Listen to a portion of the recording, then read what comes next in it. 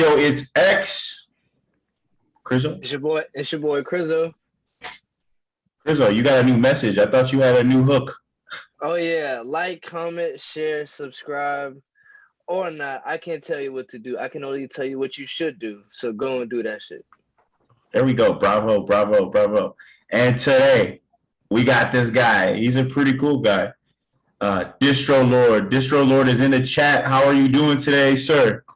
Hey, peace, man. Hope everyone's having a great time and just, having one peace with themselves, Word, I feel that. I feel that. That's definitely a message we need nowadays because there's so much chaos going on. So we need some order. You know what I'm saying? So very, very choice words right there, Distrolord. We appreciate you, man. I appreciate you and I appreciate your time to be knocking this out with you, and also my boy Zach for connecting us. And one of the few people I learned a lot from your platform about him. I didn't know he was 19 when I didn't know he was 19 when I got him to do a lot of those pieces for Vice. And, yeah. I'm very selective on certain platforms. Who I let artists that I work with be on is because it's supposed to be a reflection of who they are. Yeah. So I always like them to do platforms that represent, the W or whoever I work with, because, a lot of people just do clickbait. And when he wrote some amazing pieces for Vice, man, he wrote some really, really good. The stuff that he did for Ghost and RZA, Tragedy, Large Professor, Mike Dean. It was really groundbreaking, Yeah, man. Yo, Zach is the truth, man. He is the truth, man. I met him when I was in middle school, and he had already had a business already like set up, was operation and stuff. It was like a little incubator for high schoolers. And man, I knew he was gonna go on to do some crazy things, and he was already like on that skater vibe. So like I knew he would get into some madness when he went to New York. So yeah, man. Shout out to Zach. We gotta show the appreciation to him, man, without a doubt. Shout out to that man. Yeah, Zach's the truth. Zach's the truth and stuff. So tell us, Distrolord. So you seem New York to the core. I look at a lot of your content. I'm like, man, this dude is New York to the core. Did you grow up? Were you born and raised in New York? Yeah, I was born and raised in New York, Booth Memorial Hospital, Flushing, Queens. You know what I mean? Okay. Amazing people like Large Professor, people who like put me under the titty. You know what I'm saying? Mentored under him. Super honored. He is one of the people I really, really appreciate giving me so many life lessons, man. And he's one of the like alumni, Flushing alumni. You know what I mean? Yeah. He told me stories that Nas used to come and write a lot of Illmatic in Flushing, and so it's like it's dope. Like when you can hear them stories, when you can hear like, the first time Rakim ever met Nas, Nas, there was a studio called Power Play, and it's basically like 4 blocks away from Queensbridge.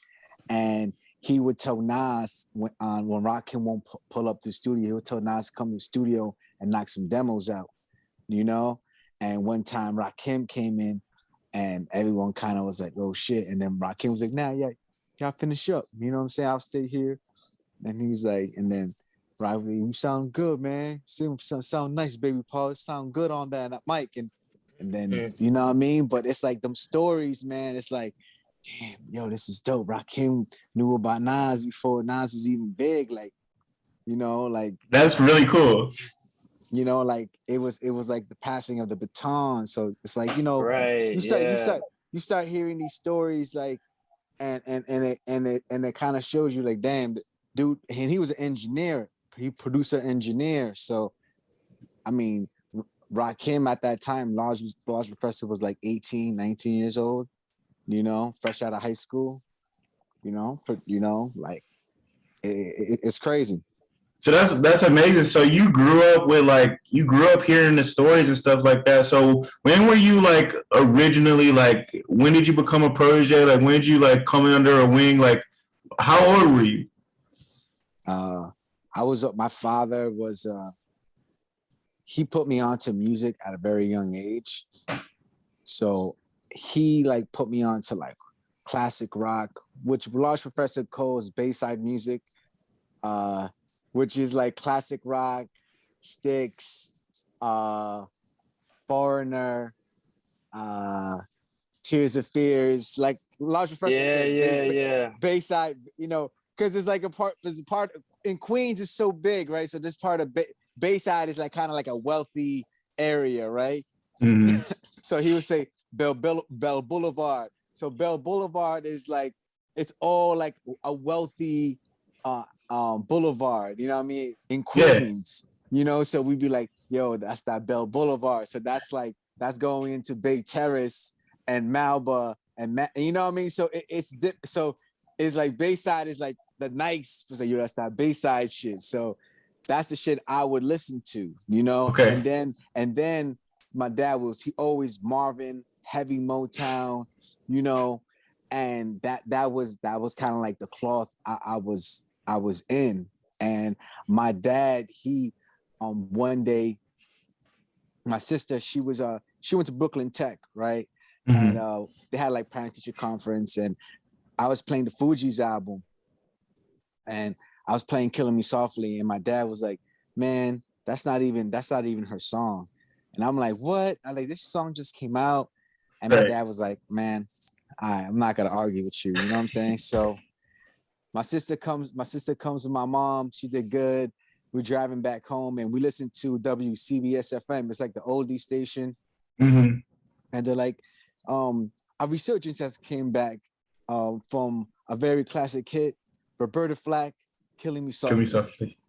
And the song comes on. And it's like, you know, sometimes like, you know, parents hit you with the like not even talk to you, give you that look.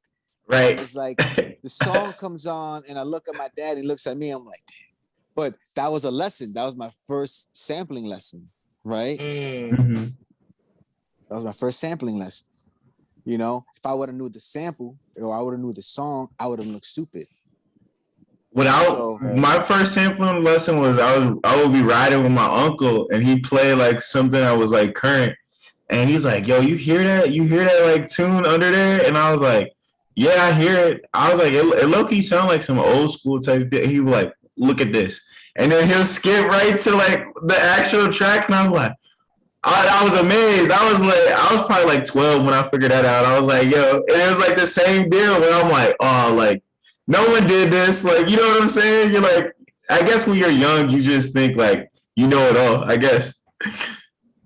Basically, you know, you're just being young and you're just living life at this point. You know, really don't know anything. I feel that. So how were you in school? What were you like in school? I was like, when I got to high school is when things got kind of like cool, better, you know, like elementary to junior high, I ran track, but it was kind of like it wasn't for the school. It was just kind of like I ran for my parish, you know. Mm-hmm. So it was just cool. I like I said, like I passed school, like I went through school, but it wasn't like really that much fun until I got to high school. Okay. And then it was like, all right, cool. I start running track. I start, you know, winning, you know, the meets and the invitationals for cross country and all that. And it's like, oh, okay. So, you know, my sister says, hey, you know, your name's in the newspaper. I'm like, what? And I'm like, oh shit. And then it's like, all right, cool. And then, you know, the teachers are a little bit more lenient on me. You know what I mean? I really don't understand that. Can I meet you after class or after school? She's like, oh yeah, I'll give you the extra tutoring. We can't have you fail out. You know, you're a good kid, you know? So, yeah. So I also was, I did the shot clock and the scoreboard for the basketball team. So the dean was the head coach of the basketball team. So we were really cool. So and he knew I run track. So it was a lot of love. You got a lot of respect. It sounds like that's really cool. So tell us, in cross country, that's a sport that doesn't have a lot of fans or nothing. It's really like a personal thing. How did that help you like later on in life? Did you learn any lessons from running? I think a lot of billionaires and millionaires, people who are really focused, like lasered in, running gives them a different mindset, right? Yes. Like when you're running, there's no one around you. And I don't like to run with no music, right? I like to just be me and my body and my mind, right? Like music is cool and I to each his own, but when you're running 15 miles, all that stuff on your body starts weighing you down. Yeah. And after a while, it becomes annoying. But when you have nothing and it's just you and you find the rhythm of your mind, that's some other thing that people can't take away from you, And when you're trying to, especially in business, when you're trying to achieve unbelievable feats, you understand that it takes time. Because when you're running, you're not going to run 15 miles in a month. There's no way. Even if you practice every day, long hours, your body needs time to adjust and be where it is to get to it. It takes time to get that body, And right. It doesn't even matter if you're a protege, your body will collapse, because it's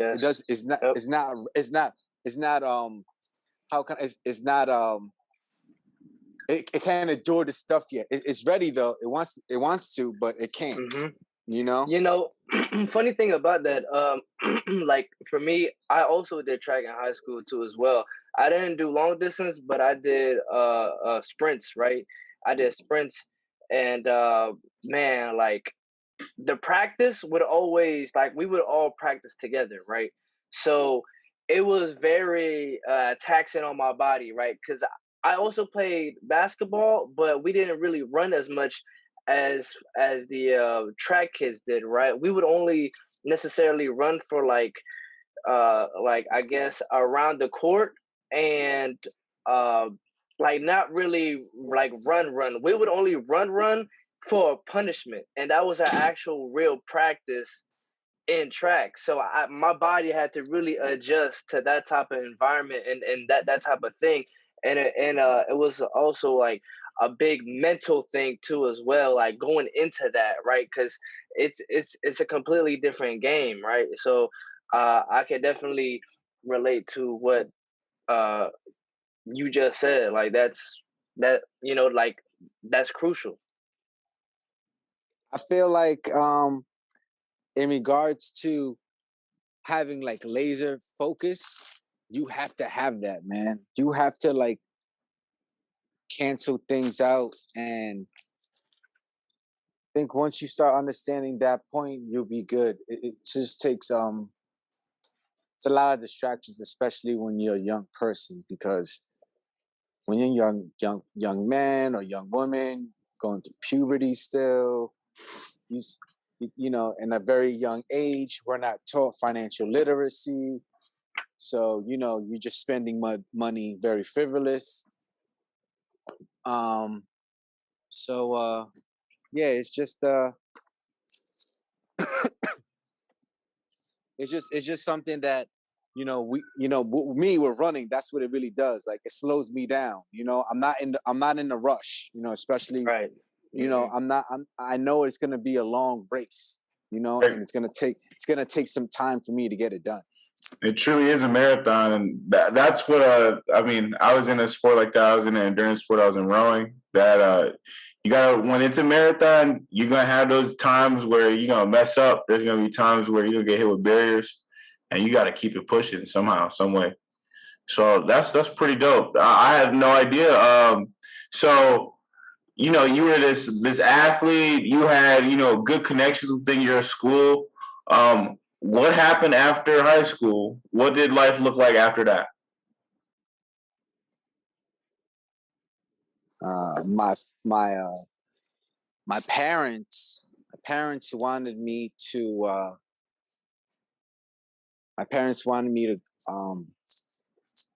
to go run track, to go to take the scholarship, right? And I basically kept it real with my parents. I'm like, look, I love y'all, and I really did a lot with this running thing. But I'm kind of like lost the passion for running. Right. And they're like, what you mean you lost this is what you do. You run, like this is what you do. So my parents wanted me to do the scholarship, and my dad wanted me to go to the army, and I was like, yo,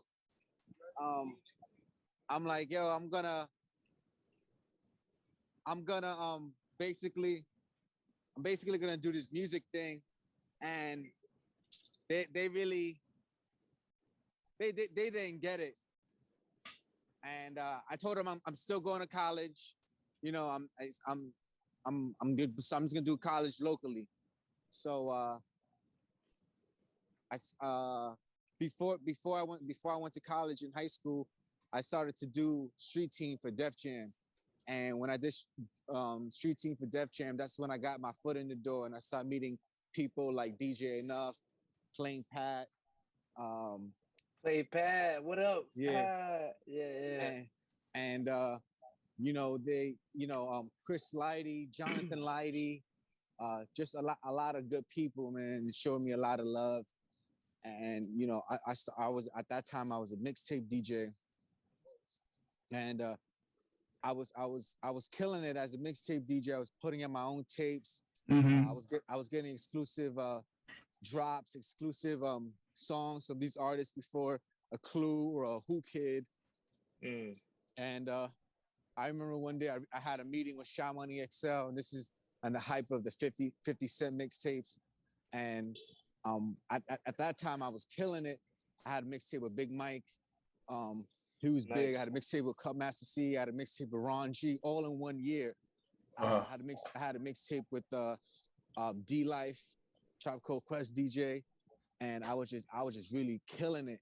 Like I was out here in Canal Street selling my mixtapes, and fucking that shit it just became like a real big phenomenon. Me doing these tapes, and eventually the my tapes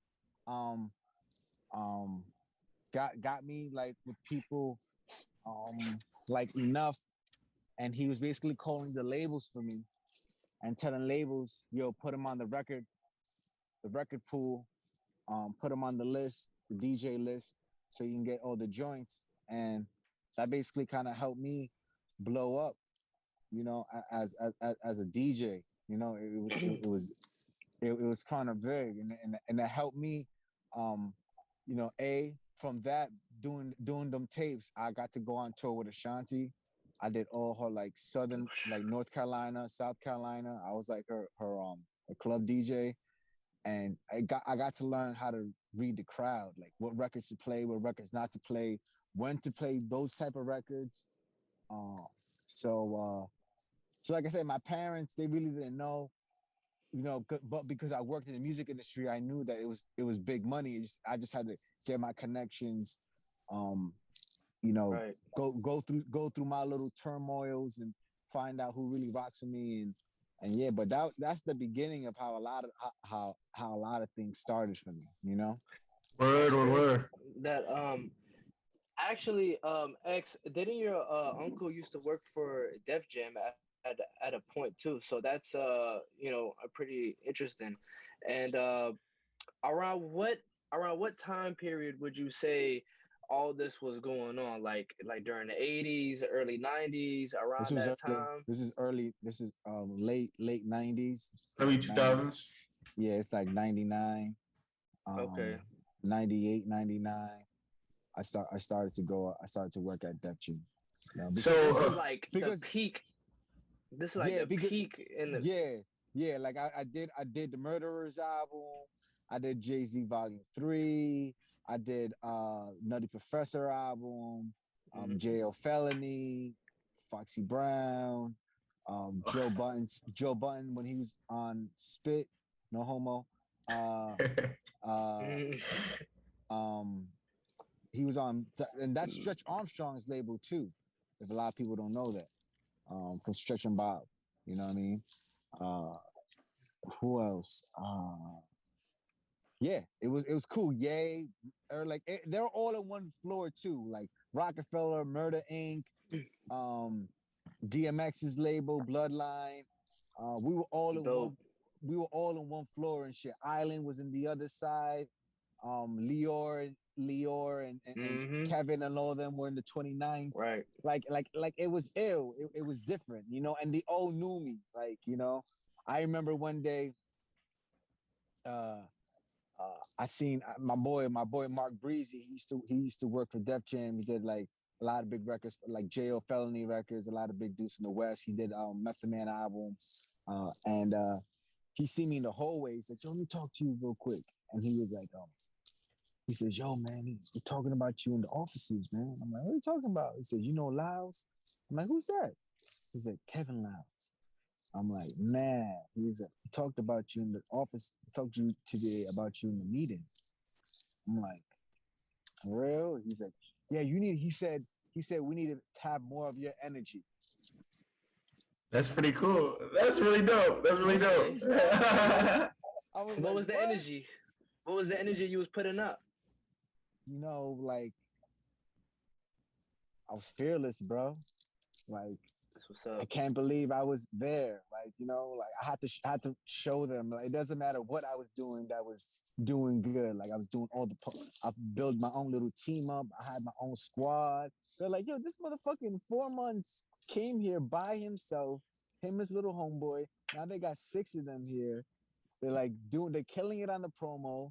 You know, like every year Hot 97 did New Year's Eve. Mhm. And they're like, "Yo, if you want to come, you know, pull up and shit."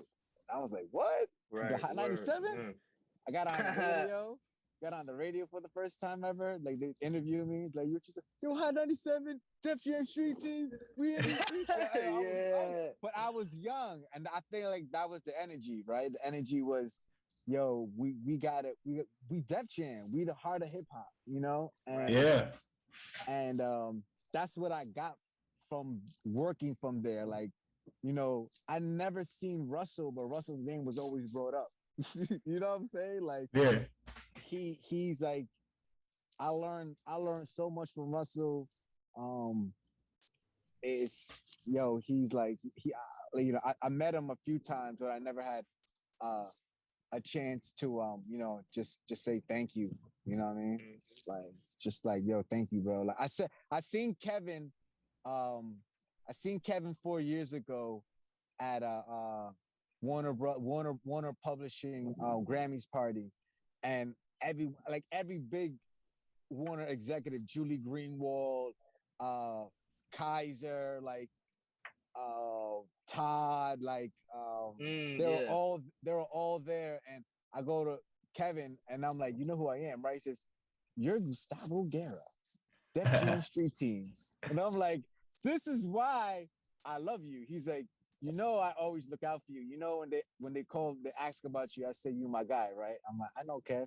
He says, "You are. I'm very proud of you, man." He gave me a hug, and I'm like, "Yo, this is crazy. Kevin Lyles is validating me right now, like on some real And looking out for you shit too. Looking out for you. That's dope. on That's dope. the low." Because and Lior, man, like I always have much, people talk bad about Lior, man, and all I can say is, man, he's been stand up with me, man.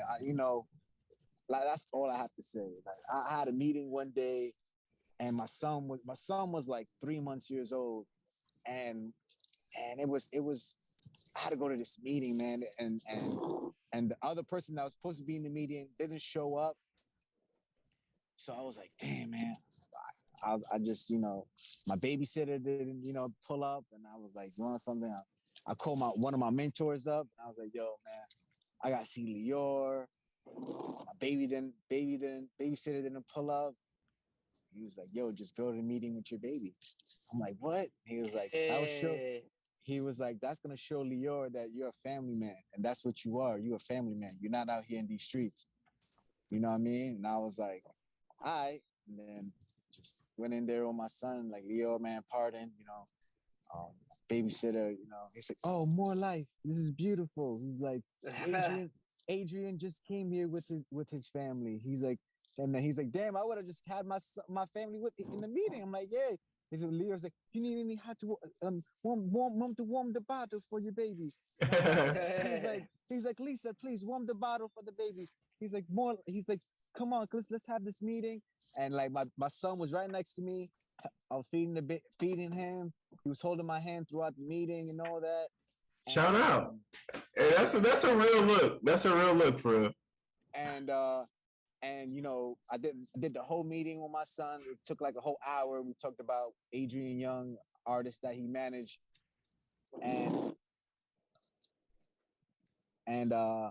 yeah, it was cool, man. And then after that, Lior said, yeah, anything you need, Gustavo, like, I got you. You my guy, And yeah, so like I said, man, it was cool, man. It was a cool little, like I said, man, it's a cool little moment, like being part of that tree, because so many people have came from that tree and, have became something big within time, Def Jam, still to this day, you sign a Def Jam, like so many great artists are still there, Yeah. Question, what was it like DJing with Ashanti? Like, what lessons did you learn DJing, working the crowd? Like, how was that? Man, I knew I was killing it. I knew I was killing it because one night I think we was in North Carolina, or we was somewhere in the South, and I was still young. I was still mad young and shit. And they're like, we can't let him in. He's not of age. And then Ashanti came and she's like, if he don't come in, I'm not coming in. Oh. And then she grabbed my hand and she was like, let's go. And then we both walked in. Hey, man. And then I was like, you really like that. Hey, you really like that. And I'm like, oh shit, Ashanti, a little boss bitch. I like her. Yeah. Cool. You know what I'm saying? And yeah, man, like she was just genuine. This was like her first album, I was like, like I said, I was doing these mixtapes from D Life, and he was just showing me love, bro. He was like, bro, you're the next one. You're like on this mixtape shit, Queens, holding down New York, you playing New York records. You're making New York records, you're making New York hip hop. So it was at that time it was cool, man. Like Shanti, man, she was killing it. She still is killing it to this day, man. Yeah. Hey, I got another question for you. Is so what type of what did the street team do? Like, what did your unit do? Because I always love that era, late '90s, like how the street teams are really out there promoting stuff. So what? Lead us through what a little process of that would look like. So I would have like a list of stores of what we have called like record stores, record shops, and it'll be mom and pop stores that you can go to, that local record stores that sell CDs or merch or things of that nature, and we just put up posters. We'll give them free T-shirts for them to sell or for them to give away. It was really up to them, Yeah. Promotional items like ticket giveaways. We're like, hey, we're doing a show in Madison Square. One we give you guys a ticket, and so that's what I did. So I built a pretty decent retail list in the 5 boroughs. I'll go to all the events, promote there. I would put posters and flyers all around the schools and venues, and then I did something with the guys called it's called, you guys will see the poster boards on the construction sites. Yeah. That's what we used to do. We used to do that back in the days. We used to do it all on the cardboard. Yeah. I know exactly what you're talking about. On the construction sites, we would put them on all the side of the bodegas. and we'll get like glue. It's like a wheat paste, and then we put it on the wall first. We'll stick it on the wall, then we put the glue on top of the wall, and then it'll just be right there and shit, and it will stick through. And then so we did all that for a minute, and it was cool because it really helped the artists, you know, and they were seeing it was working because the back then it wasn't like now, right? Like we had record stores, right? We didn't have a digital count. We didn't have iTunes or Spotify or Pandora, right? So when we went to these stores to give them promo items for a record that's doing well or up and coming record that's gonna do well on Def Jam, it just showed them that we cared about them and we cared about the artist, right? It wasn't just them getting something in the mail. It was like, oh man, Gustavo from the street team from Def Jam, the rep. You know what I mean? Not knowing that I was a rep. I didn't know I was a rep for them. Down the line, I started thinking like, oh yeah, I am a rep for Def Jam. You know what I'm saying? But yeah. That's pretty cool. That's pretty cool. They would call that like a guerrilla like marketing or like street marketing, like or with the construction sites. I love that. Like whenever I know that I'm in New York, when I see promotions like that, I love those. Chris, you got something? Yeah. So why Distrolord? How did you come up with the name Distrolord? Did someone give it to easy. you? Distro's distribution, right? And everyone distributes something. You know what I mean? It don't have to be music. You can be a Distrolord of NFTs. You can be a Distrolord of podcasts. You can be a Distrolord of you know what I mean, of itineraries. You can be the Distrolord of Excel spreadsheets. You know what I mean? Right. Yeah. I like that. And the Lord is like, you know, the one Lord of oneself. You know what I'm saying? Like God is, you know, gives you the ability. You know, God is the only, you know, person that can do all these things, you know, that we can't really fathom to do. So like the best, you know, the peace, you know. So, yeah. The Distrolord, you know. Word. I'm really mess with that. I really mess with that. Yeah. So or you could really see it like if you want to get on the like the spiritual level, the distribution of the Lord, you know. Okay. I feel you. You know, the distribution of the that. Lord, you know. Yes, sir. You know, like because you know a lot of people, you know, they think that actions don't have repercussions. So, and especially in the times we living in now. So that's why I always like pushing, like, you know, God, you know, the 90, you know, Allah, the 99 attributes, and all that, you know. So, and it's like, yo, the highest. I feel like the highest, you know, highest of the high, you know. No, I feel you. So, what was life after Def Jam? What you do after Def Jam? Well, it was beautiful because I got to meet so many great people. One of the coolest people I met was a kid named Ramses. He worked at Rockefeller. Man, like plugged me with mad stuff. Man, I wish I don't know where Ramsey's at now, bro. I wish I can there's just certain people now that I can say hi and say what's up to. But I used to try to get exclusives for my tapes. So I was like, come on, Ramses, I need something. And then at that time, Envy and Lenny S, they had these Rockefeller mixtapes. You know what I'm saying? Empire Strikes Back.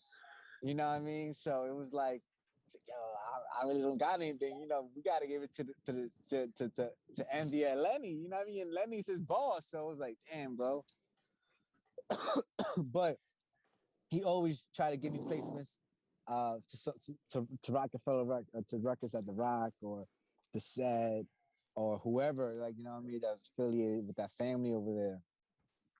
So I remember I was working at that time. I started to work at Bloodline, DMX's label, and started doing a compilation album for them. And I started doing A&R for this company called Sure Shot.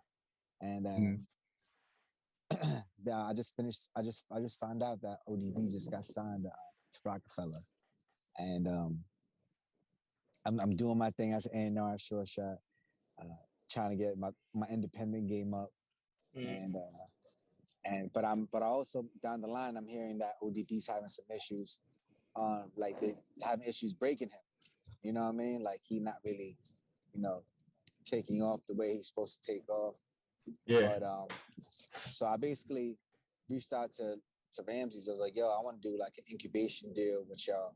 Let me get ODB hot. Let me put the money behind him. You know what I mean? And then once I got him right, then you guys take over. You know what I'm saying? Right. And you're not losing nothing. You're gaining.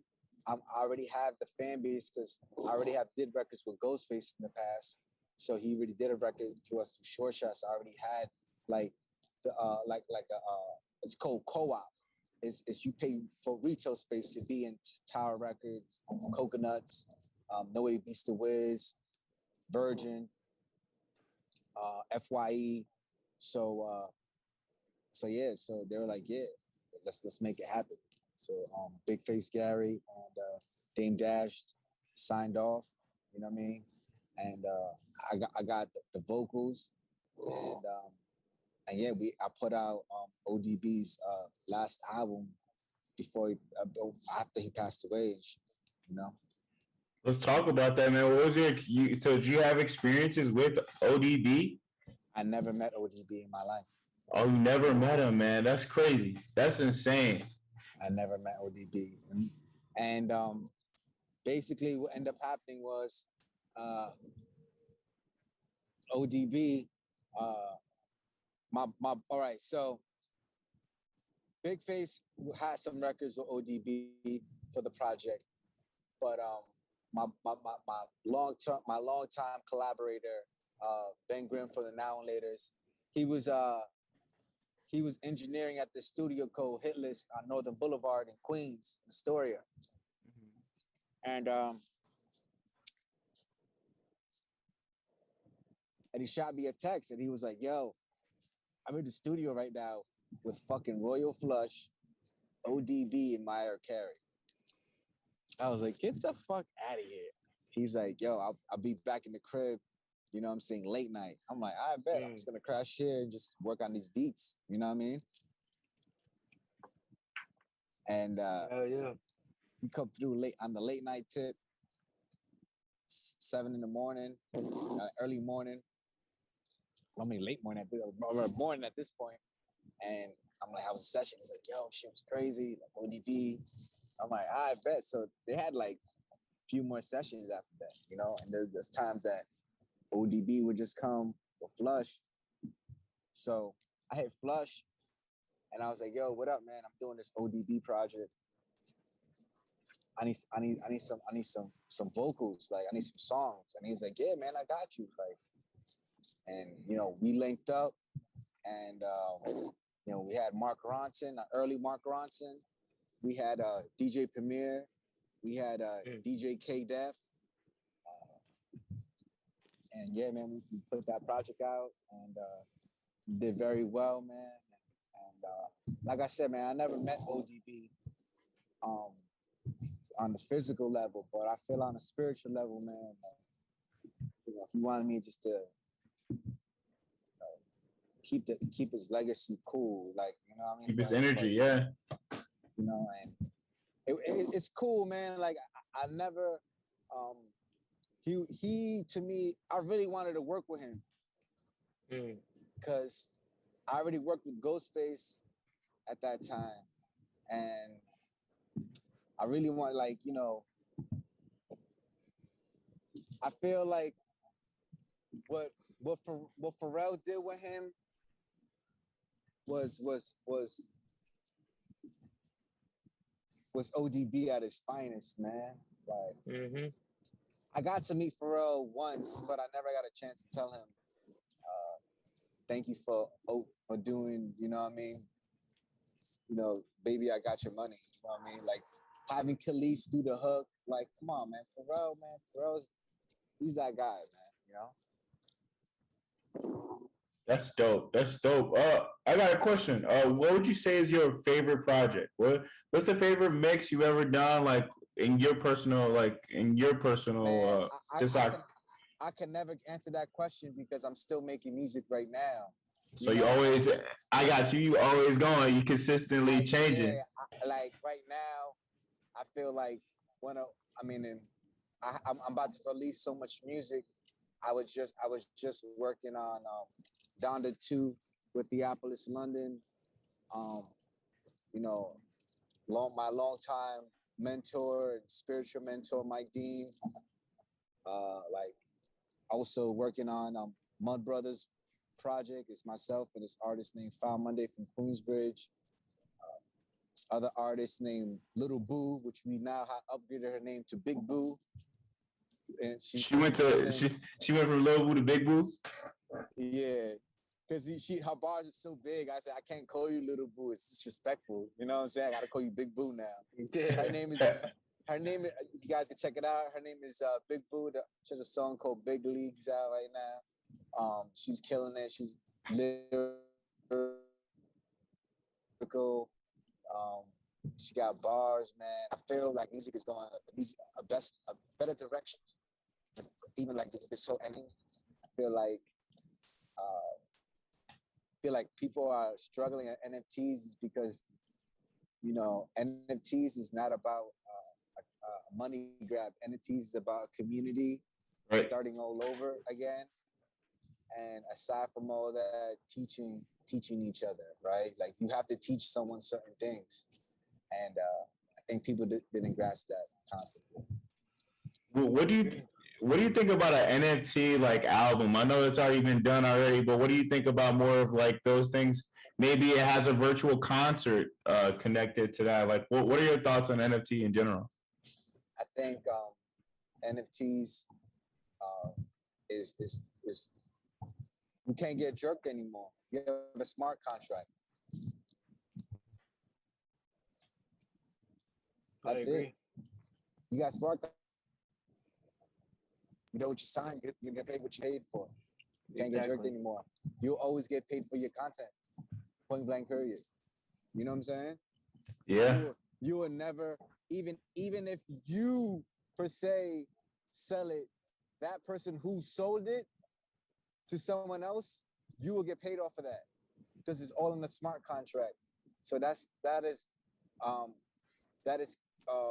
payment in perpetuity, which if I'm an artist, I would like to have paid in perpetuity on a blockchain, and figure out a way to back up that blockchain if that blockchain never goes down, So now what this is also teaching is people to have to make blockchains to save their memory, to save certain things. And I feel like that's what the labels and big corporations are scared of, Obviously, they are going to do a catered version of like, yeah, we will pay you for a fee and blah, blah, blah. But that's not what a true NFT person is. You have to learn the term. You have to know what a DAO is.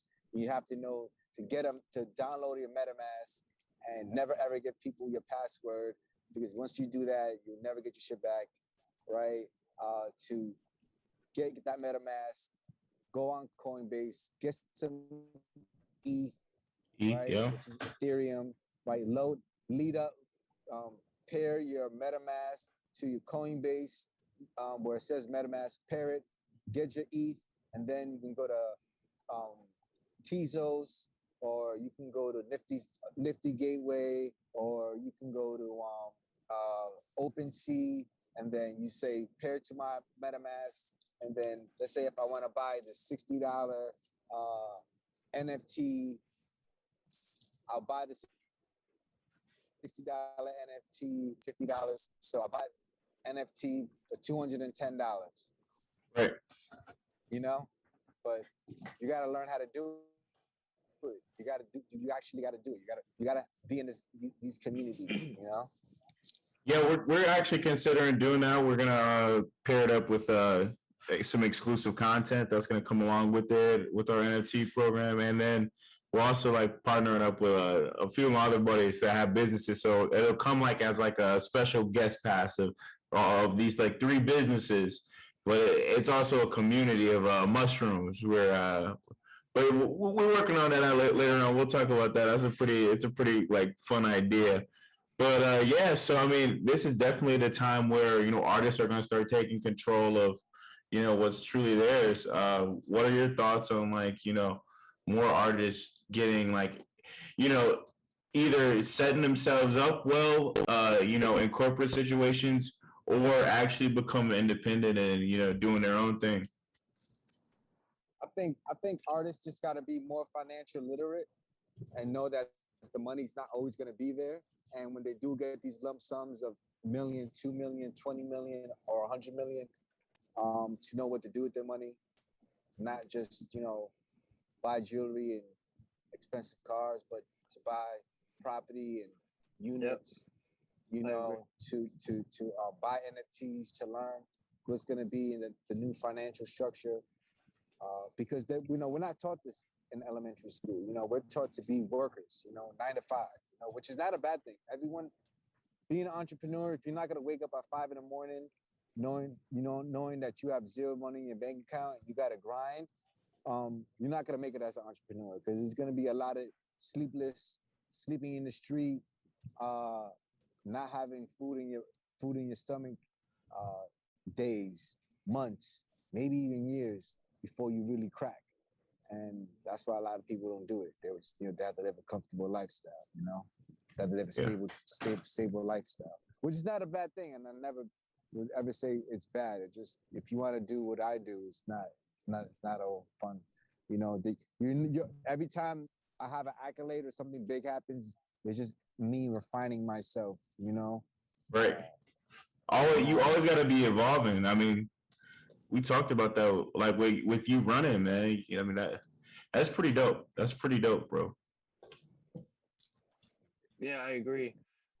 See, like for me, I always viewed record labels as similar to like a bank, and it's really up to you what do you do with the money that they do give you, and like how are you gonna leverage that money to, eventually pay back, or just, just like you said, just to leverage yourself, whether that is to invest in NFTs, crypto. Money Man, for an example, I really like Money Man because he really has a financial literacy image behind him. Like his name is Money Man, right? And I remember a couple months ago, I don't know how long ago, like 4 or 6 months ago, that he got an advance with Empire for and a crypto. million. Yep, crypto and and crypto. Bitcoin. And So Bitcoin, it yeah. just The shows mayor, you. the mayor of New York is paid in crypto. Right. We're in that age already. A lot The of mayor people of New think York, yeah. a lot of people think that like and I guess it's just because like I've been following it since like the early like 2010 like era, like 2011 2010 is when I started following cryptocurrency. But a lot of people are just now getting onto this, and like it's a big thing now, like everybody's Yeah, using it. I ain't gonna lie, man. If I knew about this shit, Bitcoin 2011, man, that shit was 11 cents, man. I ain't gonna lie, bro. I feel so stupid, but it's a lesson that I learned, and now I'm on it. Like anything new, I gotta learn this shit. Like I don't want to be left behind again. Yeah. I agree. Which kind of leads me to my next question. Where do you see the music industry headed towards in the future? And let's say the next 5 to 10 years, or and beyond. Where do you see that headed? Oh man, the music industry is gonna be run. It, it's gonna sound crazy, but the music industry is gonna be run by people who have to put money behind stuff. Okay. And is this like money behind stuff? So can you elaborate a little bit on that? So is that like NFTs, I'm basically, like an I'm artist basically, put in a project? I'm basically saying right now, artists, if they don't control their own shit, they're just gonna get bought up by someone who has money. The the people be talking about, oh, no labels and uh Labels are always gonna be here, guys. Label will never go away. This is a business. You gotta Right. understand something. This is called the music business, not music friendship. You know what I'm saying? Not music family. Music business. Hey, And that's if your real, yeah. and if your business ain't right, bro, it's over for you. So I feel like that's the main thing that uh, people need to start understanding. So what advice would you give to someone that wants to be an artist to I can't say it can lock down or, secure, vision. They're gonna have to work through it. But what kind of path would you give a new artist?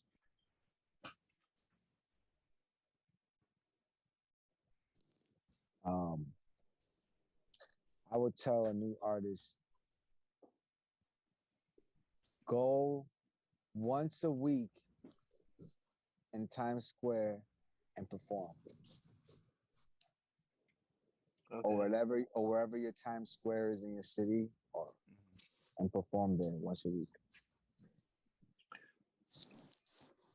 Hey, that's definitely a good way to get some faces around you for sure. You know what I mean? And plus, if you do it every week, people who are gonna be like, oh, I remember you last week. I remember you last week, last week, last week. So it's just like it's gonna be like a reoccurring thing. So, for familiar faces recognized. So, if you see a familiar face, you be like, hey, I remember you. And yeah, it's all about advertising yourself. You know what I mean? Like, who are you? What are you about? You know what I'm saying? What is your image? And yeah, I agree. And there's no better way to do it than to be face to face with people, man. Because then that's because then you're gonna bring the real human into the You wanna know why interaction. you do that shit? So you know that you're not fucking better than anybody. Not better than nobody. Okay. Not better than nobody. People gotta start learning that shit now, especially being an artist. You being an artist, and you have to be disrespectful. Right, and you guys, it's part of like getting out of the mud. That term, you know what I'm saying? Like it's really like you gotta really understand. You can't be like I think that's the thing. We were talking to Zach about this. Midwesterners, we don't care about like, are you famous? Oh, you got a hot track. Like, nah, like you gotta earn our respect in some way. Like we gotta have a connection, we gotta talk, and you're not even gonna talk anything like that, but we gotta understand like where you coming from, and then we respect you for who you are. So like that's I totally understand that. I totally get that too. I think people need to start also understanding that all this click instant famous shit, man, it's not all what it is because you're not gonna last long. Mm-hmm.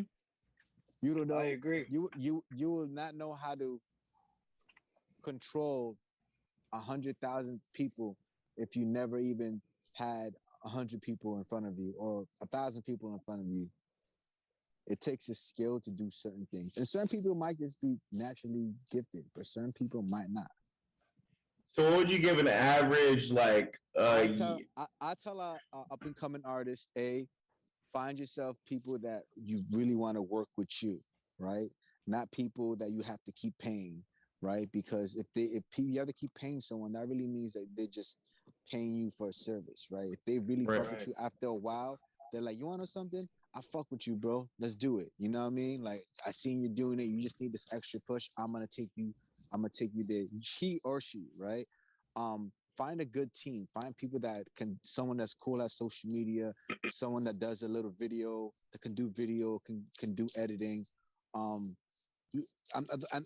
All thing I can really say is like you need to find people that want to work with you because you can't do this all by yourself, right? Right.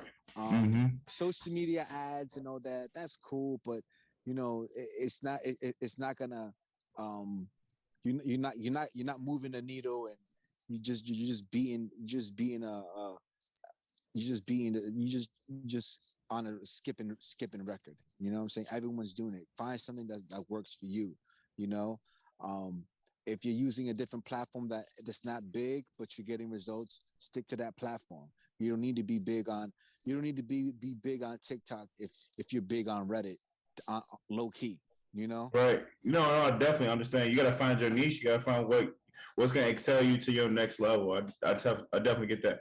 My question to you is, how like what would you give like in a year like term in year terms? How long have you seen like an artist that probably has a lot of good talent and stuff like that? Like how long is their like peak? I guess can they like can there obviously there's greats that can withstand decades, but like what's like an average peak of somebody's career? I really don't know because people have their own. It's really up to the artist, you know. Yeah, it You know, depends. I've seen people that here today and in 5 years they're gone. Here today, next year I don't know. You won't see them anymore. You know, it's really up to them. You know, I really can't. It's all based upon the artist. No, I understand that. I understand that. So, quick question: top 5 dead or alive. Let me hit. Oh, top 5 dead or alive. All right.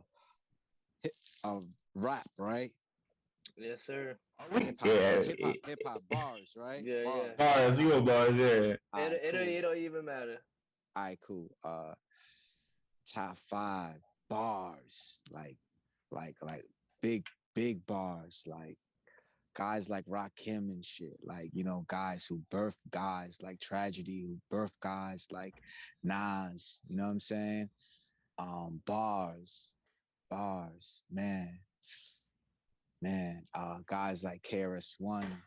You know what I'm saying? KRS-One, yes, sir. You know what I'm saying? Oh man. Yeah, man. We talking about,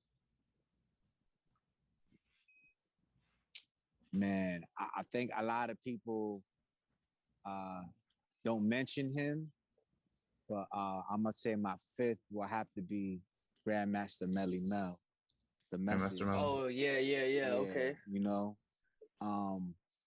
because I really lived that in New York when he put that song out, and that's one of the first rap songs I ever listened to as a little kid at the bowling alley at my homegirl Amber's birthday party, and yeah, man, Melly Mel, The Message, man. He, you know what I mean? That's real lyricism, and that song still attests to this day of what's going on, Feel that. Hey, I got a question. So tell us about, your working partnership, your mentorship with Mike Dean. Mike Dean is a cool dude, man. He definitely from Texas because I just moved to Texas, and he remind me of a guy from Texas, man. Man, so a few years ago, I got a phone call from Young Chop and Wayne from Create Artists. They were like, "Yo, we're in New York. We want to meet with you." So I go downtown. Where Atrium's a store, it's a clothing store, and I meet them at Atrium. And they're like, "Yo, we working on." Chop is the production coordinator of the Yeezus album, Kanye album, and we need you to get some producers to come work with Kanye on this album. And I was like, "House, fucking yeah, let's go." Yeah.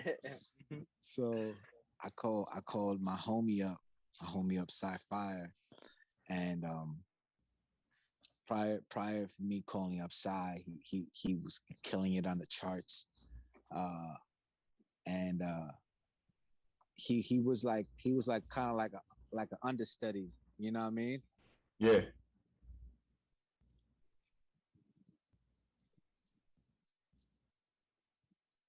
Sorry guys, he was kind of like an understudy, and how I say he was like an understudy, I mentored and managed these producers called the Now and Laters, the early 2000s, and they were getting a lot of work after I started to manage them, and they started doing reggaeton music, and they're like, "Yo, man, we're gonna need like someone to bounce ideas off with when you're not around."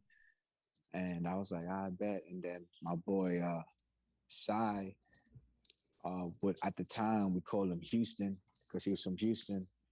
Um, and he came, you know what I mean? Like we met him, he came through, he told me like, "Yo, we want him part of the squad." I meet him. I'm like, he came with this big ass keyboard, and then he was like, "Yo, want to hear some of my beats?" And I was like, "Yeah, let's hear it." And I'm like, "Oh shit, you're fucking good." And I'm like, "All right, yeah, you part of the squad now." You know what I'm saying? So fast forward, I find out that he's killing it. You know what I'm saying? He has an unreleased album with Scarface. Like he's doing all this crazy shit. He started to work with Dr. Dre. He did the Straight Outta Compton soundtrack and movie. He did the Defiance soundtrack that won an Oscar. You know what I mean? Yeah. So I'm like super proud. I'm like a proud dad type of shit. Like, "Yo, it's my son, man. We call him here Junior." You know what I'm saying? Like I some proud dad shit. Like, yo, look at this motherfucker, man. I remember when you know what I'm saying, came over here with the big ass keyboard, you know what I mean? So you working with the goats of all goats, Dre, B. Like you really sipping Bombay with Dre. Like, so how you doing, Distrolord? Peace. What's the deal? Nothing much. So we last left off, we were talking about, your friendship, your relationship, working relationship with Mike Dean. How did that all come about? Yeah. So, like I said, Sci-Fire, like I was saying before, he was one of the guys that I was working with, producers that I was managing and, also learning with as well. And basically gave him a call after Chop said like, "Yo, Ye is needing a new sound for this Jesus album." And I was like, yeah, let's do it. I called my boy Shy up. Like I told you prior, he was a guy that we took under the wing, taught him Reason, taught him Pro Tools, a lot of the stuff that he's using now. And he basically took that knowledge and expanded upon it, Yeah. And around that time, he was doing a lot of big records. And I called him up. I was like, "Yo, you need to pull up to the session." And I called my boy Logan from Teen Girl Fantasy as well. And when I first got to the studio over there, I seen it was Hudson Mohawk, Lunez, a few other big name producers. I think Daft Punk was there, and yeah, it was a cool little moment. And maybe like the second day of the session, I couldn't find Sci-Fire. I was like, "Yo, where'd this guy go?" Third day, I couldn't find him. I was like, "Yo, where'd this guy go?" And I got like a call out of nowhere. It was Sai, and I was like, "Oh shit!" He's finally hitting me back. He's like whispered, like, "I'm on SNL stage." So I was like, "Oh, okay, cool. You were Ye."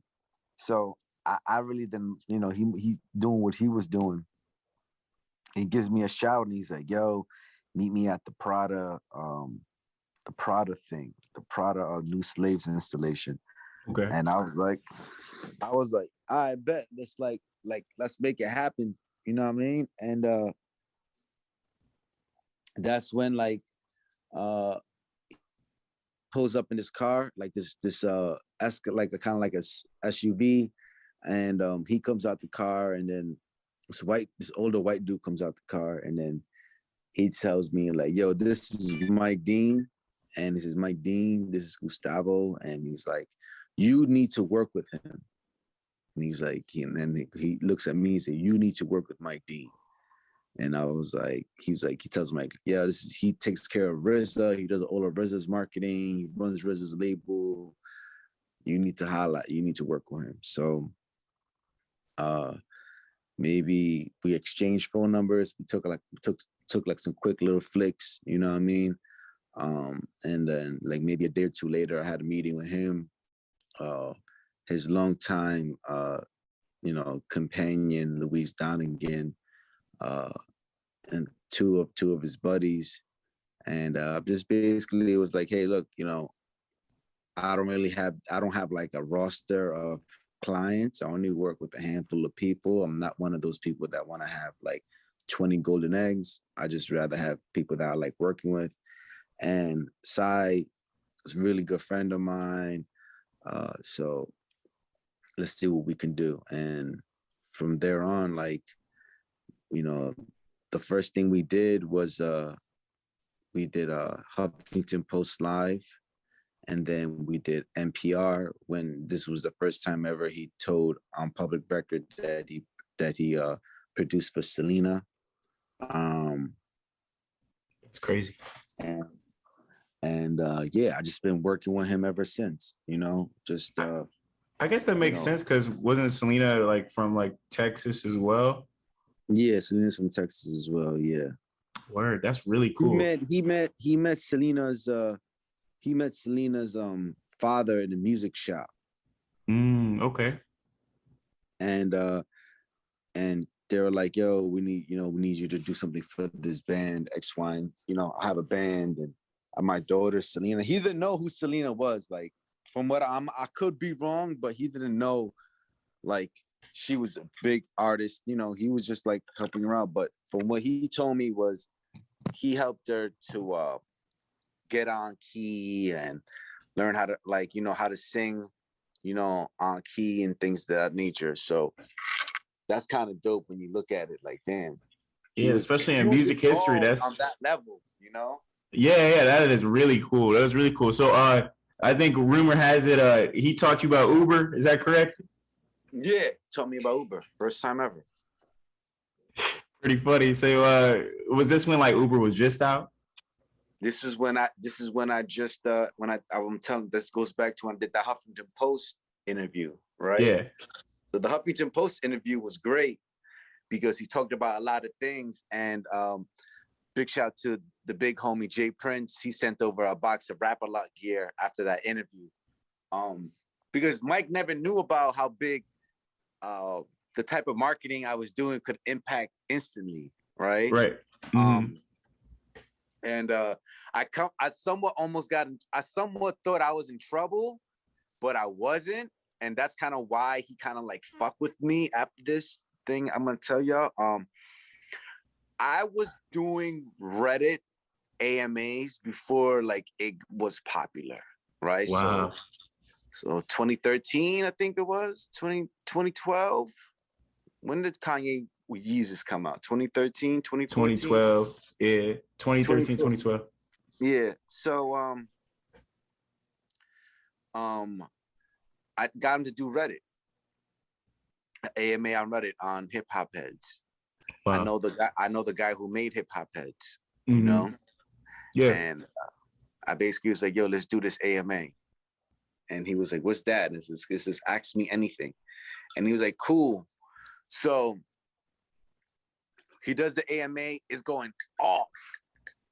Hey. Like, what? That shit is like going crazy. And after he does the AMA, one of the questions, he was asked a whole bunch of questions, right?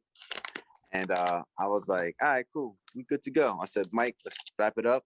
You've been answering questions for like 45 minutes. We good.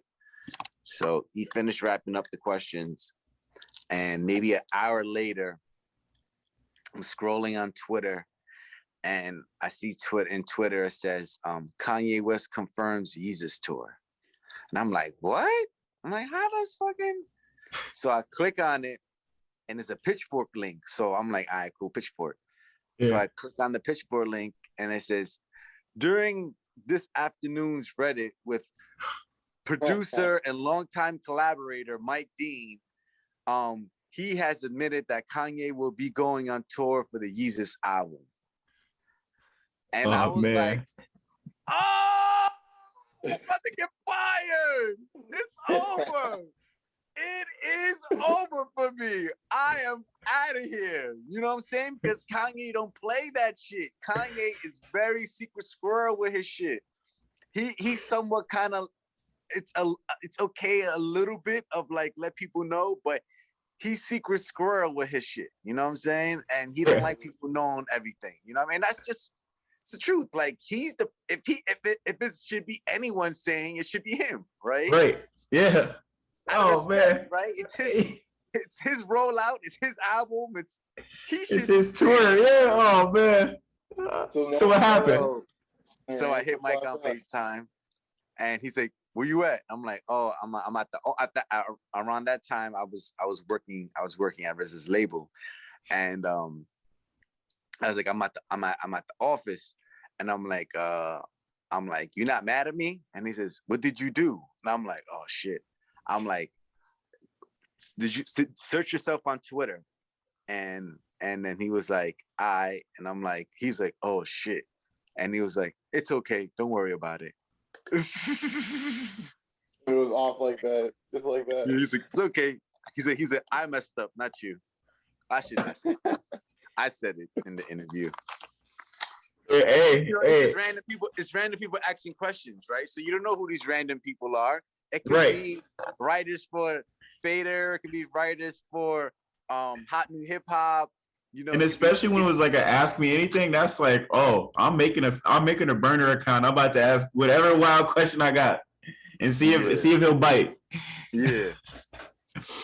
So what's it like with that kind of like solidified that and you know I have a lot of beautiful moments with Mike Dean, man. Like really?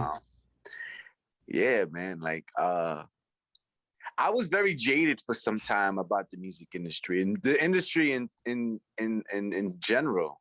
But once I started working with him, he started to take the jade away from me. So that's why a lot of people say lately, man, you're more happier than ever. I'm like, yeah, because he helped me a lot. You know, he's a real, I call him my uncle. Really? You know? Yeah. I get that vibe. You know what I mean? I call him like my uncle. Like I take care of him, make sure he's good. Like I ask him, like, you exercise, like, you know, like he's a good person, man. Like, and he passing down the wisdom. It sound like he passing you down some wisdom. It sound like. Right. My sound has surpassed where I've been at, you know. And I learned from so many amazing people like Large Professor and Marley Marr, Killer Shah, you know. But being with Mike and Kanye, especially with Mike, you know, he has shown me things that at this point no other composer has shown me. You know, that's amazing. He's he's just a genuine good person, man. I mean, and I'm gonna tell you how good-hearted Mike Dean is, right? When Mike Dean did his first album, 420, I made a T-shirt. It was him and Kanye mixing Through the Wire. It was a picture, and he loved the picture so much that he put it on his Instagram, and people said, where can we buy this T-shirt? And I called him. I'm like, bro, we fucked up with this COVID shit. Let's just like all the proceeds go to like help people in need right now. And he was like, you want to know something? That's a good idea. And Inglewood Barbie from Chicago, she's from the South Side. Like she's really, really big in the food distribution and all that. We like gave her a nice piece of money, man, to get her first safe house in the South Side of Chicago. That's so amazing. So already providing off of just some shirts, right? Or was it just merchandise or the album too? Yeah, it was just merchandise, you know what I mean? And just the shirt. And after that, dudes like Virgil, rest in peace, he came involved and started to help her as well. So it was like, you know, we helped COVID Ramadan on Wheels over here in New York. You know, it was Ramadan around that time. Right. And we helped George Floyd. We helped the LA YMCA. Big shout out to Louise Donegan, again, his longtime partner. She's been amazing helping him as well. And she's been amazing, like me getting to know her, you know. And like I said, man, he's just like, outside of Mike Dean, the musical icon, genius and all that, like he's a humanitarian. Like he doesn't really get that. Like people don't, maybe he might get mad at me talking about this, but yeah, he's like a real good, like he wants to help people, man. Like I don't know how many stories you're gonna hear, but Nino Blue, he's the guy that Kanye helped out that was homeless and stuff. Like, he told me, like, he seen Mike on the street, and he was like, "Hey man, I'm a big fan of your music." And he's like, and then he's like, "Yeah, where you going?" He's like, "Oh man, I'm homeless." And he said Mike just gave him $100. Damn. And then he says 2 days later, he sees Mike in the studio and at Ye's studio. And then he's like, "Yo, Mike, you remember?" He's like, "Yeah, man." He's like, "Come on, I'm gonna come record you." That's wild. That's an amazing story right there, man. So it's good to hear that, there are, I feel like, if you like that big, you probably want to, you have like a facade, but like, I hope he's not mad at you for sharing that part, because that's really good to hear. That's really good to hear. Man, like I said, man, like I genuinely love that dude, man. For real. Like, he has big helped up. me, like he has helped me, like, to become a better man, like Mike Dean has, like, kind of like, I was on some real, like, still being a young kid at heart, and he kind of got me on some, like, "Yo, you have a kid, bro. Like, you know what I mean? Like, you got to boss up." You know what I'm saying?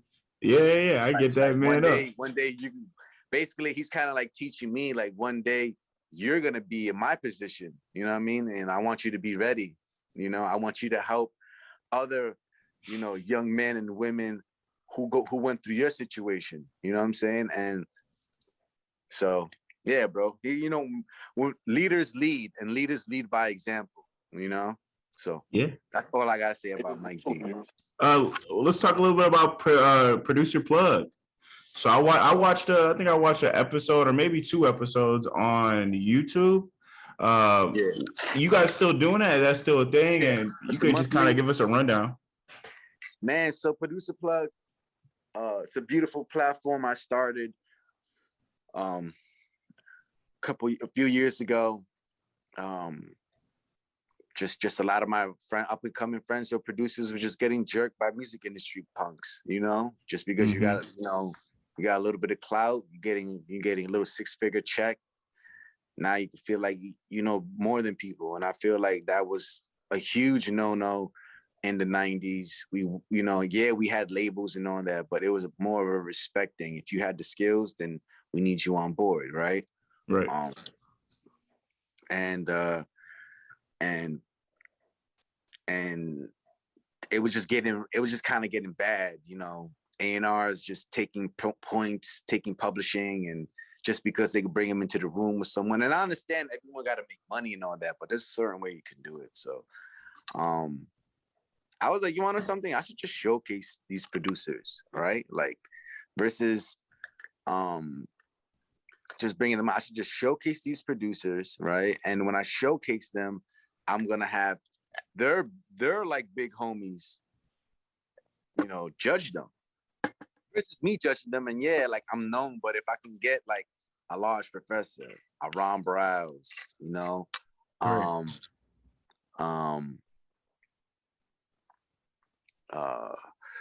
Who else? Ben Grimm, Red Spider. That was the first one I did. That was in November 17. I think that was 2019. Yeah, 2019. I started it. Word. So November 2019. Yeah, November 2019. I started Producer Plug, and it's the next beat battle we had 45 King, Easy LP, and myself. And then the next one we had Rock Wilder, 45 King, and Havoc of Mobb Deep. Crazy. Yeah, that's really dope. And then after that, before the pandemic hit, we had Ghostface Killer, right, and myself, and Breakbeat Lou, the guy from Ultimate Breakbeats. Yeah. And then the pandemic hit, right?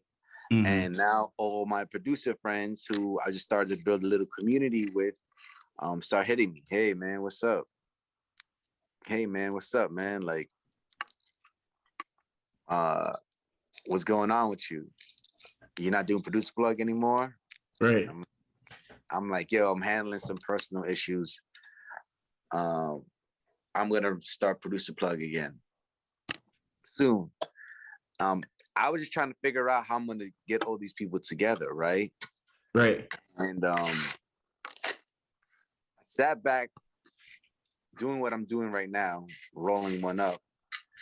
And I was like, damn, man, this is not good. Like, there's like 40 producers right now hitting me up, right?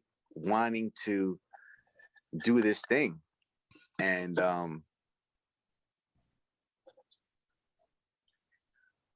I was like, oh shit, Steve, right? My buddy Steve Gobley, right? The guy who signed Pitbull and Shakira and 9 Inch Nails and Little John, and you know what I'm saying? Like the homie, the architect of this shit, Big Steve. I think Steve got this platform called Shindig. You know what I mean?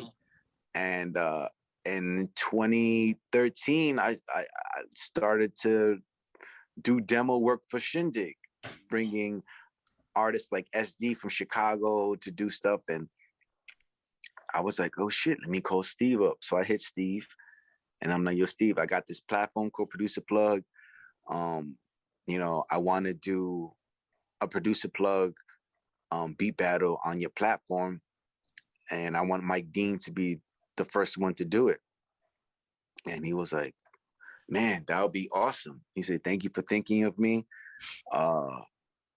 You know, I worked out the logistics on how he gets compensated and all that. And he was like, all right, let's do it. And we did it, man. It was 2 weekends, bro.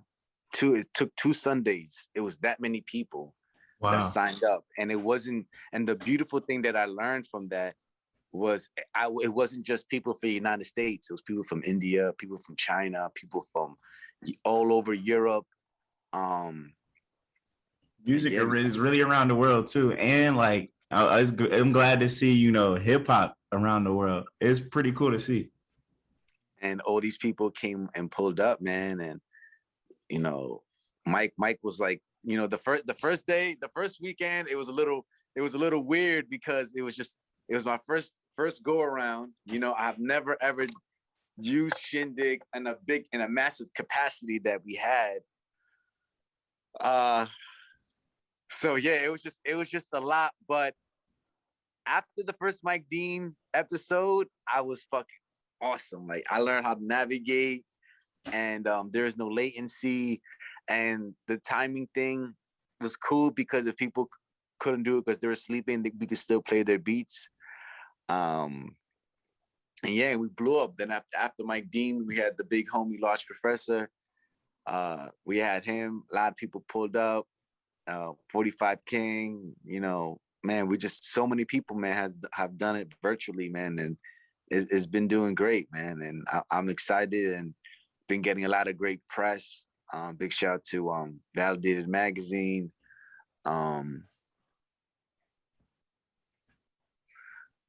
Yeah, I just, you know, I'm just really happy that it's been doing well, man. And then I was getting pressured again, right? I was getting pressured again from my guys, like, hey, we need a place to make beats at, right? And I was doing these things called cook-up sessions, right? Big cook-up sessions, right? And people, I had this studio in Brooklyn, and dudes would come and make beats with me. You know what I'm saying? They pay their fee. We'll cook up. I'll give them packs. I give them kits and all that. But what I was doing was I was making a cool community, but I didn't have enough room. I had neighbors that were fucking complaining all the time, like little bitches and shit. And it wasn't like I was playing music at midnight to 4 a.m. Nah, I just, you know, respectfully, you know, regularly, yeah, like, you know, during the day you're not around, you're working, you know. So I had to find a spot. So I made a GoFundMe page. Basically, I said I need $20,000 to get a building, right? And this building, I'm gonna have Producer Plug producers come cook up beats, do the podcast, do this, do that, have a store, have their merch in the store for them to sell stuff. And so people started to fund it, right? I didn't get to the goal, but someone called me that I was cool with.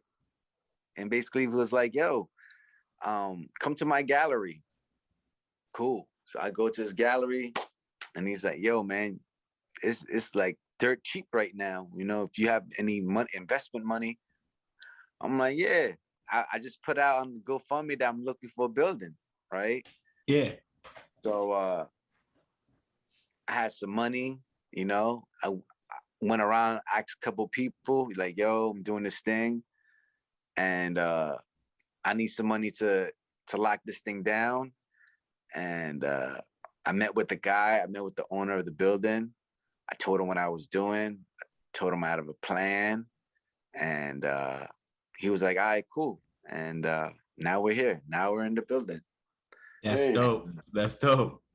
And now my next phase is campaign is called Buy 277 Canal Street, and it's to buy this whole block. Wow. That's pretty dope.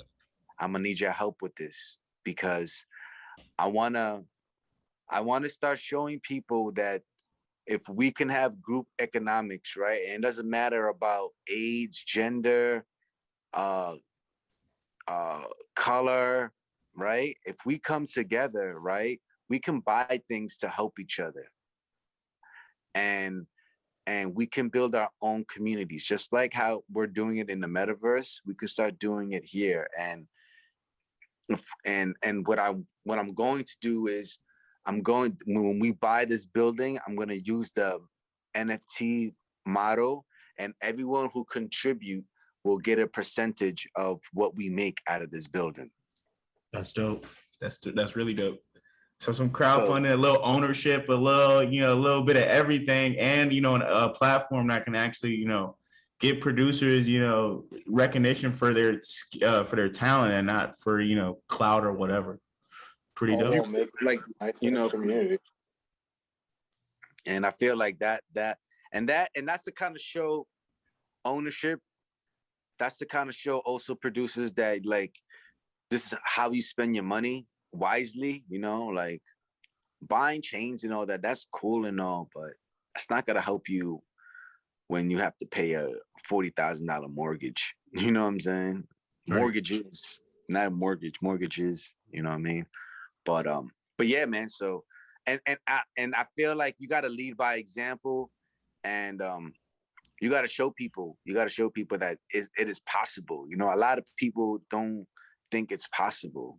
So I have to be the model, like the example. Like, oh shit, well, producer plug, he got the store, he really did it. Yeah. But yeah, man, it's cool. It's a cool thing, man. And I'm like I said, like it was really Mike Dean. Is that first producer plug virtual that got me popping. So like I said, man, I'm always thankful and I'm always grateful for Mike Dean, for everything he has done for me. It's like you're giving that dude is, like I said, that dude. He, I owe him a lot. I always tell him all the time. He's like, yo, man. He's like, you don't owe me nothing, man. He said, you don't owe me nothing. I owe you a lot. And I'm like, no, I don't. He said, yes, you do. One love to UGG. Hey, one love. Corey, you had something. Sorry. Oh yeah, I was just saying, like now you're giving it back to the up and coming producers. So you're just you're continuing the cycle on to the next. Yeah, man. I just want producers to know, like, it's not a competition against each other, man. You gotta start learning that it's a community, man. Everyone gotta be part of the same team, man. It just can't be like a division, and I feel like that's whack. And if you really love this stuff, you're gonna do it for the music. You're not gonna do it for the fame or the clout. I feel like a lot of producers do it for the fame and the clout nowadays, I feel that. Well, hey, I want to ask you, this probably be the last bit. There'll probably be a lot though, because it's two major subjects. what are your thoughts? I mean, you work with the Wu-Tang Clan. We want to hear some things about the Wu-Tang Clan. And then also, what are your thoughts on, your boy, Kanye? Man, man, I'm just very honored to even say that I got to work with many of the members of the Wu-Tang Clan, especially the RZA. He really, really put my mind in a business mindset. I really owe him a lot too, low key, in my relationship with Mike Dean. Mike Dean did a background check, and RZA gave me the cosign. Said I'm a good family man. I really love my son. I really love hip hop. I'm a true student. And I was fucking surprised that RZA said all of that. He's a man of a man of few words. Yeah. So when I found out he said that about me, I was like, oh shit, he fucking cares about me. He wants me to move better in my life, right? And he like I said, he told me like a business mindset. Like, this is how you structure these deals. This is the contracts. These are certain terms you need to know about, right? And so that's what RZA taught me. Ghostface taught me to be a perfectionist. Like, don't just put your music or don't put the vision out there. Make sure it's the right time, and make sure that when you put it out, it's gonna grasp it. So that's what I like about him. He's not one to like. He has the most albums, but the concepts and what he be saying, you know what I'm saying?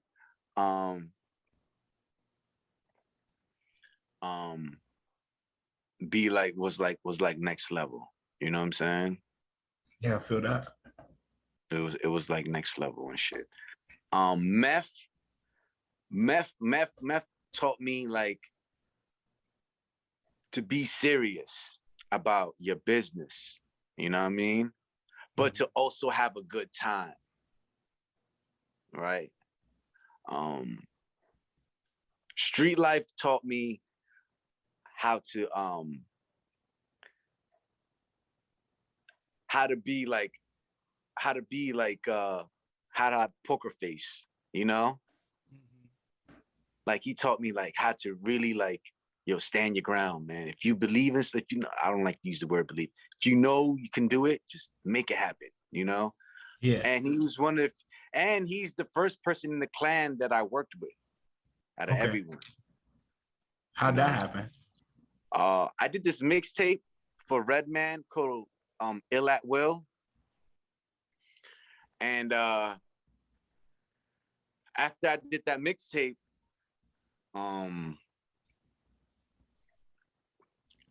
his manager, James Ellis, hit me up, and he was like, who you want to work with? Meth, Red? And I was like, I want to work with Street Life. And he was like, what? He's like, Street Life. I'm like, bro, he's like the most underrated Wu-Tang Clan member. You know what I'm saying? Yeah. Like, what, it's official. You know what I'm saying? And he was like, all right, put me on the phone with him. It took me like a whole year to get him his deal at that time, because we was doing everything independent. We wasn't signing no major label.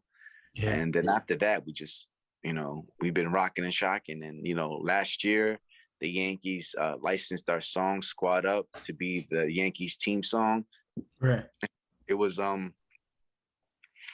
great feeling, man. It was a great feeling to have my son, Havoc, because without Havoc, man, song would even, he made the beat, he did his Fire 16, Street Life, Meth, Ruckus, just to have like my people who I knew for a long time, and just having my son there just meant a lot. I'm like, damn, all this stuff I've been doing is finally paying off.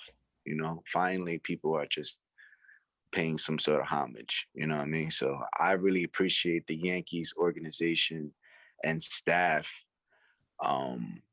for giving us this beautiful opportunity, man. It really is a life-changing opportunity. So I want to thank the Yankees for that. And I want to thank my Wu-Tang brothers. Now to deal with my other brother, Ye, he's the most misunderstood person because he's just really genuine, and he wants people to win. He wants to pull the best out of you. And I feel like that's kind of like, when, maybe some people don't like that, but that, when you have your parents, they always want the best for you, right? So if he's like a scientist, right? If he can extract that part of your DNA and enhance it for you to be better, then you can live your life better, Best thing I ever heard him say is that don't use that word can't around me. Don't use words like that. You manifest words like that. And I live like that. I really live like, I don't use some. You see how I corrected myself using the word believe, because that word, it has lie in it. Like the word friends. Say friends. When you put friends, that has end in it. Friends, end. It's weird, these etymologies. No. But seriously, I get you. Without a doubt. So law of attraction type of stuff, right? So, but he's always been. I mean, I remember when I went to Ye's house when he first came out of the car accident, and my boy Booth drove me to his house in Jersey, and to see him like this, like rapping and making beats on a Yamaha mixer. When I seen that he inspired me that day. Like, damn. That's legendary. That's legendary now. Like, that's like hip hop history now. I can walk and talk, and this man, you know what I mean? Almost, you know what I mean? Like, can't even talk and all that, and he's making it happen. Like, I strongly believe, I strongly know that this man, he's so misunderstood because of him saying a lot of positive things as of late, they're gonna try to tear him down. They're gonna try to tear him down as much as they can, they're gonna try to tear down our other good brother, Dave Chappelle, this is what they do, this is what they do. And this is not just a black or white thing. This is, stay in line thing, Yeah. Stay with the narrative type deal. Yeah. Don't go off what we talking about, or we're going to put you on the cross, Even, and it's crazy, even if it's something like beneficial or positive to society, which it doesn't make sense to me. It's like, okay, it might not be going necessarily with the narrative, but it's still bringing positive and change. So I don't know. That's what I always get rung up on, is like, because a lot of stuff that Ye's saying, like, they'll say, oh man, he's going crazy, he's going buck, blah, blah, blah.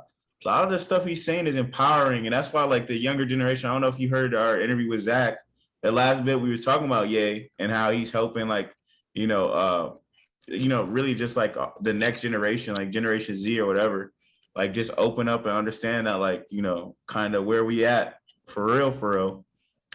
I don't get that, but yeah. Certain people are just comfortable, bro. And like I tell everyone else, man, like, we live in a system of supremacy. You know what I'm saying? Like, and when you have an oppressive mindset and system, right? That's what I try to tell when people be like, oh, you're whitewashed, right? It's like your mind is whitewashed. Your mind is bleached. You bleached your mind because you're not getting the right information. You know what I'm saying? You're getting the information that's been like, you know, like I was talking to my friend a few days ago, right? Like they're trying to make so many changes in public schools, right? They want to change so many things besides the history. Why American history starts with us being slaves. Everyone wants to change everything in all the curriculums, but they don't start with public. My son goes to public school this year, and it was the worst choice I've ever done because the public schools in New York are horrible. My son went to private school because of me and his mother has the means to it. And she was like, yo, let's try public school 1 year. And I was like, cool, let's just do it now. So at least he knows the difference. And it's a shit show, you know? It's a shit show. And the history books is the same thing, you know, hasn't changed. You know, I told my son a long time ago, before he even went to school, I said, listen, we did not come from slavery. This is your ancestry. We come from like one of the richest dynasties, Inca dynasties the world has ever seen, right? Like this is where you're from. Because that plays a major part of who in who you are, right? If you keep seeing positive messaging of this person, right? Then you know, all right, all these people are just positive, right? Right. But if you're dealing with people that are just negative and all they do is just negative stuff, all right, it's easy to be, it's easy to do things, to do negative things. It's hard to do positive things. Extremely hard. Extremely hard. You know? I feel that. And that was just the same thing you were talking about with Ye about what words to stay away from. Because you just keep that in your head, just like you keep those negative actions in your head, like just have it, just gonna get comfortable with it. You said, like, gotta get out of that comfort and do something positive. Yeah, man. But yeah, aside from all that, that's basically it in regards to Ye. Good dude, family man. Make sure he takes care of his family. You know, that's the one thing. You know, being a father, especially now, is crucial for men. If you have kids, take care of your kids. If you don't take care of your kids, someone else is gonna take care of your kids. He's showing that narrative that he's a good dad. He's an excellent dad. He's an extraordinary dad. For a person to take care of his kids, right, and still do what he does, that takes a lot of effort and takes a lot of work. And I feel like, you know, especially being a man in this day and age, like he should be commended, you know. Right. And they don't talk about that he takes his kids out to school and does all the daddy stuff. They don't talk about that, you know. They want to talk about, oh, he bought a house across the street from his wife. Like, he has money, B. Why would I have to travel if I had the money and just to do that? It's not a one-up. It's like, man, I'm right here. Yeah. Yeah. I think it's just so wild. Want to see your dad? Go grocery street. That's so wild. That's so wild that people were really like, but that's, you know, that's how what they want. Negativity, lower vibrational and negativity, you know, they attract easily, you know, so that comes together real quick. But like I said, good brother, great, amazing family man. You know, he helps the community that I know of because I've personally seen him do certain things. But like I said, shouts to Ye, down to 2 on the way. Word. All right. Well, Distrolord, thank you for your time. I got one last question. This is the headliner question. Where do you think culture is going to be in the next 5 to 10 years, in your opinion? Culture overall. Oh, man. We're in a great space right now. That's all I have to say. Whatever hierarchy people think they're you know, or gatekeepers, that's gone now. So it's going to be interesting the next 5 years. There's going to be a lot of innovation and a lot of if you're really someone, if you're really making it happen, that's going to show. If you're a jokester, you're not making it happen, it's going to show. But yeah, in the next 5 years is going to be the greatest improvement of innovation of music that we have seen in a long time. Word, that's good to hear. Good to hear. Well, Distrolord, we appreciate your time. Thank you for 2 days. We filmed for 2 days, and we really appreciate it, man. Yeah, let's get it. We here. And hopefully we can have you on again. We definitely want to have another conversation with you as well on another follow up. Let's do that follow up. We'll be good to go. We'll do that. We'll do. Well, peace out, Distrolord. We appreciate you. Appreciate you. Peace.